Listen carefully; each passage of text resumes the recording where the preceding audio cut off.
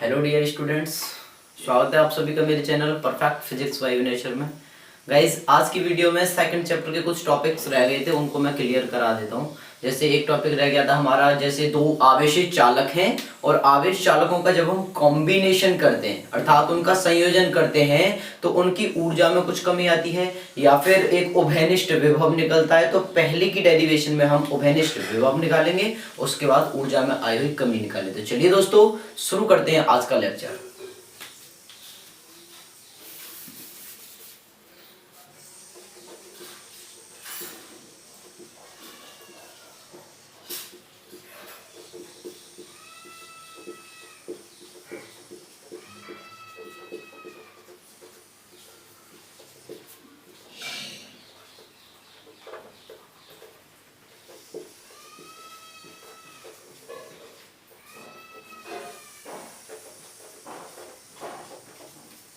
तो हेडिंग मैंने डाल दी है, आवेशित चालकों के लिए जब उनका कॉम्बिनेशन करते हैं तो उनका जो उभयनिष्ठ विभव यानी कि कॉमन जो पोटेंशियल डिफरेंस होता है वो कितना आता है, निकालते हैं दोस्तों। तो हमने माना कि हमारे पास दो चालक हैं, ये तो पहला चालक है और ये दूसरा चालक है। पहले चालक को आवेशित किया गया है और दूसरे को भी, तो आवेश इनकी सतह पर समान रूप से वितरित हो जाता है। ये तो आप जानते हो, किसी भी चालक को जब आवेशित किया जाता है तो आवेश उस चालक की सतह पर समान रूप से वितरित हो जाता है। ठीक है, तो जब ये आवेश समान रूप से वितरित हो गया तो इसका आवेश हमने मान लिया दोस्तों Q1, इसका आवेश Q2। 1 को नीचे लिखता हूं, Q1 Q2। इस चालक की धारिता C1 है तो इस चालक की धारिता C2 है। ठीक है, इस चालक का विभवांतर V1 है और इस चालक का विभवांतर V2 है। चलिए लिखते हैं, माना दो आवेशित चालक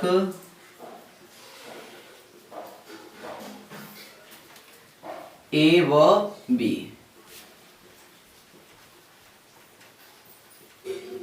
जिन्हें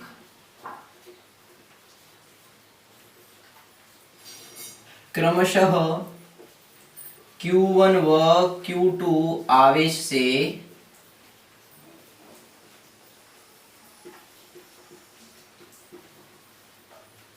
आवेशित किया गया है।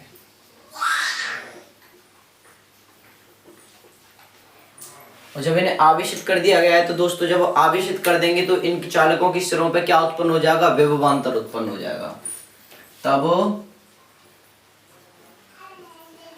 चालकों पर आपतित विभव या उत्पन्न विभव क्रमशः कौन कौन से होंगे, V1 व V2 हो जाते हैं। तीसरा पॉइंट बचा इनकी धारिता। तो धारिता बचेगा तो कैसे लिखेंगे, प्रथम चालक A की धारिता कितनी है गाइस, C1 व दूसरे चालक B की धारिता C2 है। पहले की धारिता C1 है और दूसरे की धारिता C2 है। तब पहले के लिए हम निकालेंगे दिया गया आवेश। तब चालक A को दिया गया आवेश। अभी गाइस, अभी हमने इन चालकों का कॉम्बिनेशन नहीं किया है, अभी चालकों को नहीं जोड़ा है, तो इन पे जो आवेश है वो दोनों का अलग अलग होगा। तो दिया गया आवेश Q1 इज इक्वल टू क्या होता है, हमने आपको जब धारिता पढ़ाई थी C is equal to Q/V से, तो यहां से Q1 बराबर क्या हो जाएगा, C1V1, इक्वेशन नंबर फर्स्ट। ठीक है, उसके बाद फिर ऐसे जैसे चालक A को दिया है तुरंत फिर ऐसे निकाल देंगे, चालक B को दिया गया आवेश। अब चालक B को दिया गया आवेश निकाल रहे हैं तो गाइस क्या हो जाएगा, Q2 is equal to C2V2, equation number second. और दोनों का हमने आवेश निकाल लिया। तो हम यदि कहें कि संयोजन से पूर्व, संयोजन का जोड़ने से पहले इनका कुल आवेश निकाला जाए तो दोनों समीकरण जुड़ जाएंगे। संयोजन से पूर्व कुल आवेश, तो कुल आवेश करेंगे तो गाइस जो कुल आवेश Q बराबर निकलेगा तो Q1 प्लस के Q2 से निकलेगा। यानी कि हमें इन दोनों का कुल आवेश निकालना है, आवेश Q निकालना है, तो दोनों आवेश जुड़ जाएंगे नहीं जुड़ जाएंगे, कुल निकाल रहे हैं तो Q is equal to Q1 का मान समीकरण 1 से C1 V1 प्लस Q2 का मान समीकरण 2 से C2 V2। गाइस हमने दोनों के आवेशों को जोड़ लिया है। उसके बाद अभी हम क्या करेंगे, अब इस चालक को, चालक A और B को एक नगण्य धारिता वाले चालक तार से जोड़ देंगे। कैसे लिखेंगे, अब चालक A व B को नगण्य धारिता वाले, नगण्य मतलब इनका जो इस तार का जो रेजिस्टेंस होना चाहिए वो बिल्कुल बहुत कम होना चाहिए, ताकि इनकी आवेशों पर, विभव पे, धारिता पर कोई फर्क न पड़े। अब चालक A व B को नगण्य धारिता वाले चालक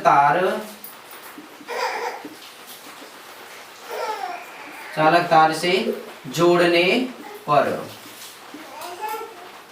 अब देखिए गाइस, जब इन चालक तारों को जोड़ दिया जाएगा, इन आवेशों को जब जोड़ दिया जाएगा तो इन आवेशों के जो आवेश तो देखिए गाइस, जब इन चालक A और B को हम परस्पर एक नगण्य धारिता वाले तार से जोड़ देंगे, जब जोड़ देंगे तो जब जोड़ के ये एक गोला बन जाएगा तो विभव का मान एक ही होगा, विभव का मान V हो जाएगा। अर्थात V1 प्लस V2 को मिलाएंगे तो एक मान हो जाएगा V, लेकिन धारिताएं जो हो जाएंगी, चालक की धारिता क्या हो जाएगी, C1 प्लस के C2, यानी दोनों धारिताएं जुड़ गई, एवं विभवांतर, और भाई विभव या विभवांतर तो उनकी सिरों पे होता है, और चालक बन गया हमारा एक A और B मिलके, तो विभवांतर का मान V हो जाएगा। विभवांतर यानी कॉमन, दोनों का मिक्स उभयनिष्ठ विभव कितना हो जाएगा बेटा, V हो जाएगा, ठीक है। और जब V हो जाएगा तो इस संयोजन की हम वो निकालें क्या, तब संयोजन या संयोजित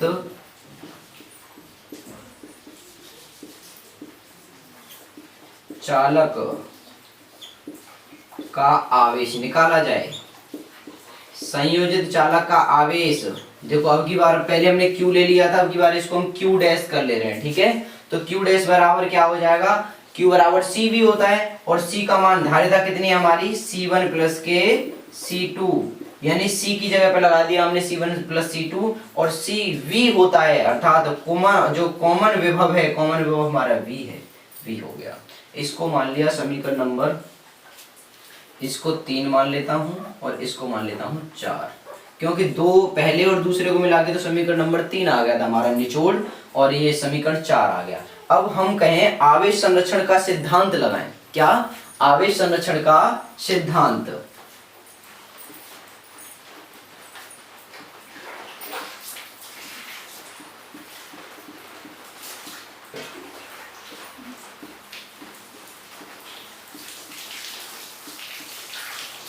सिद्धांत से आवेश संरक्षण का सिद्धांत कहता है कि जोड़ने से पहले का कुल आवेश बराबर होना चाहिए चालकों को जोड़ने के बाद के आवेश के गाइस। तो लिख देता हूं मैं,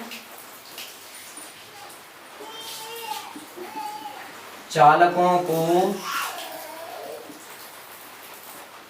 जोड़ने से पूर्व कुल आवेश बराबर रहेगा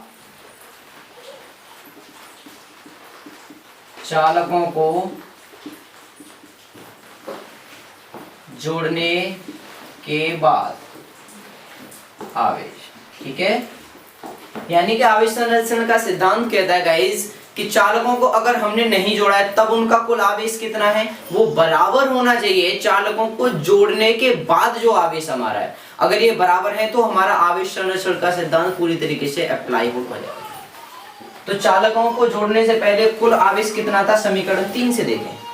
जब हमने पहले का आवेश निकाला था, दूसरे का आवेश निकाला था और फिर दोनों को जोड़ दिया था, अर्थात तो कुल आवेश कितना था गाइस, यहाँ से C1V1 प्लस C2V2 ये हो गया। जोड़ने से पहले बराबर होना चाहिए चालकों को जोड़ने के बाद आवेश, और चालकों को जोड़ने के बाद आवेश कितना आया था, समीकरण 4 से देखें। देखिए ये है ना, तब वो संयोजित चालक का आवेश यानी कि जोड़ने के बाद, संयोजन करने के बाद कुल आवेश कितना है गाइज, C1 प्लस के C2 इंटू V।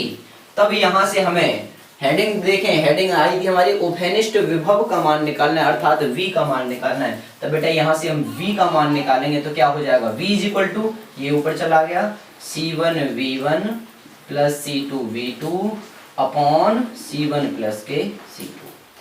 तो ये आ गया गाइज हमारा दो आवेशित चालकों को जोड़ने पर जो उभयनिष्ठ विभव या विभव का पुनर्वितरण या आवेश का पुनर्वितरण किस प्रकार से होता है, इसमें हमने समझा दिया।